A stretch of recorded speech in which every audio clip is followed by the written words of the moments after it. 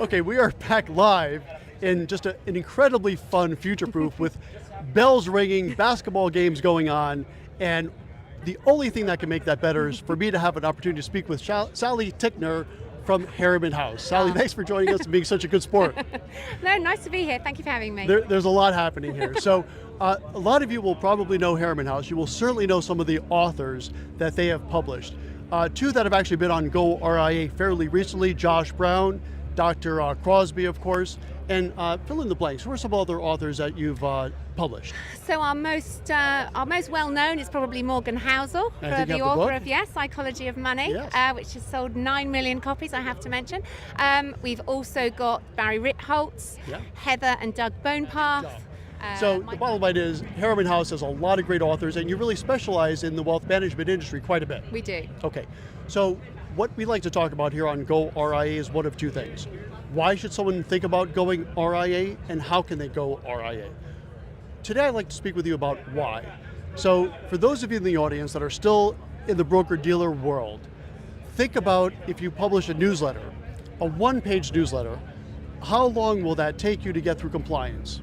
More than a day or two.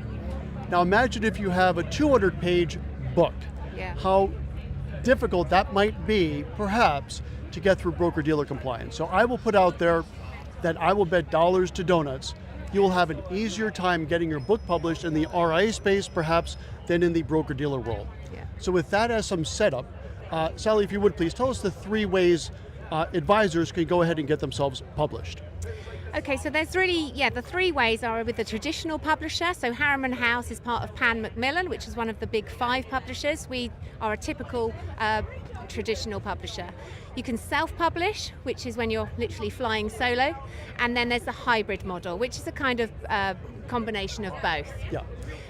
So would you like me to tell you a little bit about Harriman House and the traditional model? Let's start with that. So that's the traditional model, and we'll go into the others a little bit as well. Okay, so the traditional model is when we actively commission and search for thought leaders and experts in the wealth space, and we also obviously get inundated with proposals that come our way.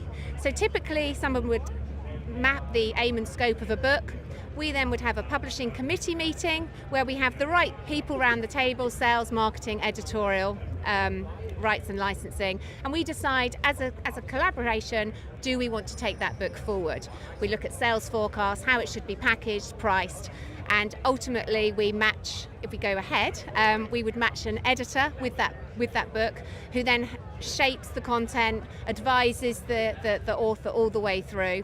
We'll also do the marketing, sales, distribution, rights licensing, so make that book available not only on Amazon but in Barnes & Noble in the US, for example, Kinnikunnua in Asia, Dubai, Australia, W.H. Smith's, airports, so all over the world basically. That's our capability. Wow, that's fantastic. So that's the traditional model. Yes. Then we have the self-publish, and we're going to save that corporate one for last. So let's look at the traditional and the self-publish. We'll do a little compare and contrast. Okay, so obviously with the traditional model, some publishers require an agent to come as well. At Harriman House we don't. We welcome agents, but we also are very happy to take on authors who we feel have the right author platform, and they are really an expert, and they've really got the edge in their field. So we really pride ourselves on having experts.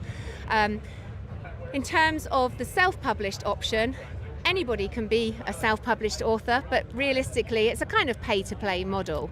There is a limit with the channel opportunity. So typically an author would make their book available through Amazon. It's quite an easy, intuitive process, I understand.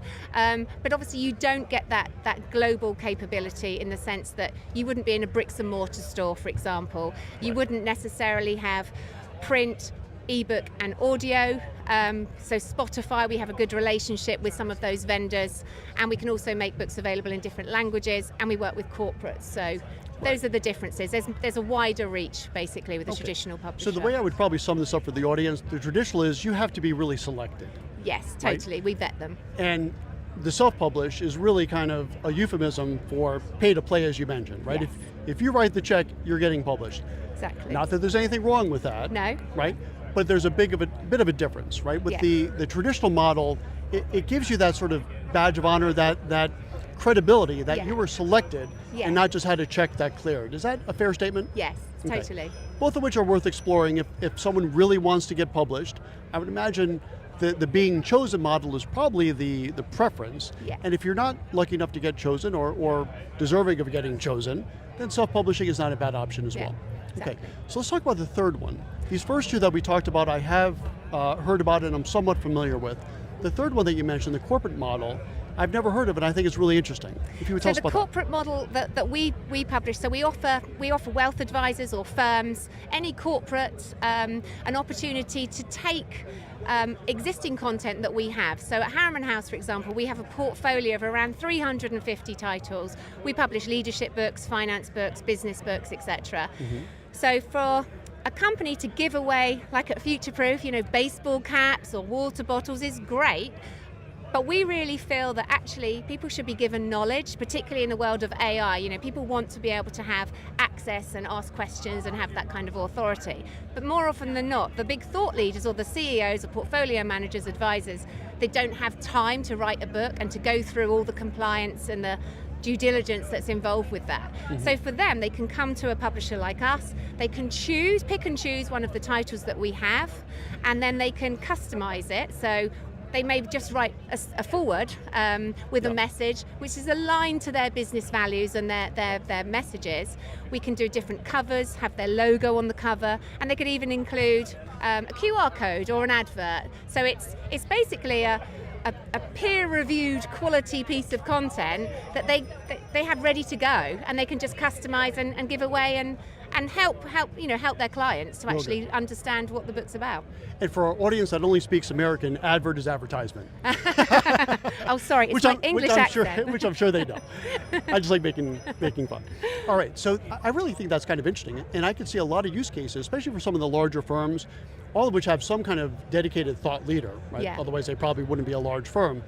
But a lot of times those people do not have the time to write a full book. Yeah. But they could probably sit down and pen with some guidance a forward, so they still have the thought leadership incorporated into the book itself. Totally. But then have the entire book and the validity of that book behind it as well. Are you seeing that becoming more and more popular? It's definitely becoming more and more popular. We work with a lot of clients. So in the UK, we work with Fidelity, with BlackRock, with lots of different, big brands.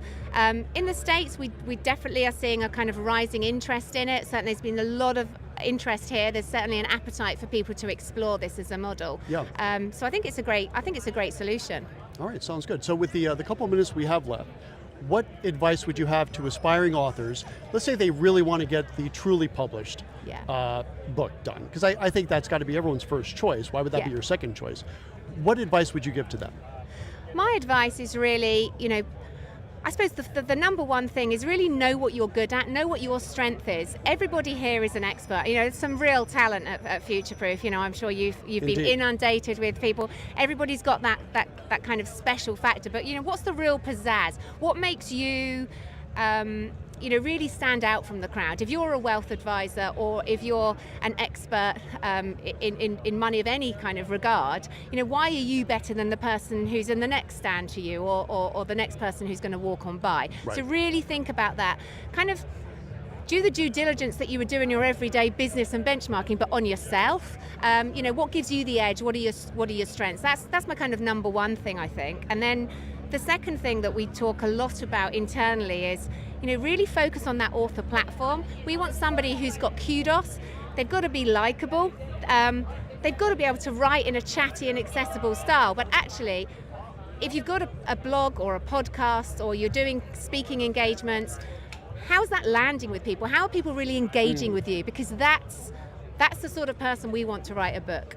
Okay, well that's a great place to put a pin in it for today. Okay. Sally, thanks for being here. Thanks for being such a great sport. And that's it for this particular segment. We have 3 more segments to go here.